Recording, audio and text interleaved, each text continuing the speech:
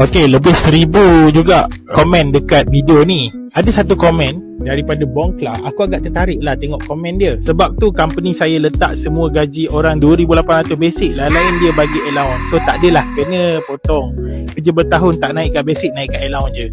Bongkla, kena faham bila cakap pasal cukai ni, bukannya akan dikenakan ke atas gaji basic saja tau.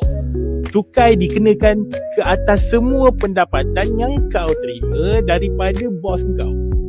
Kalau bos kau, dia tak bagi gaji basic langsung, dia bagi 100% allowance pun, kau kena cukai.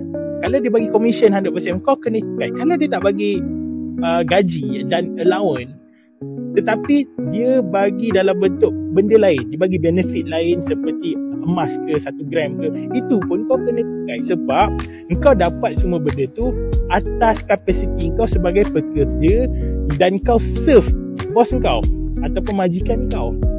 Jangan salah faham ramai rakyat Malaysia dia tak berapa faham tentang cukai, menyebabkan dia ingat yang hanya orang berpendapatan basic ataupun ada kena-kena dengan Akta Kerja 1985 je kena cukai. Sebenarnya semua orang akan dikenakan cukai. Dapat? Kalau dapat cuba komen.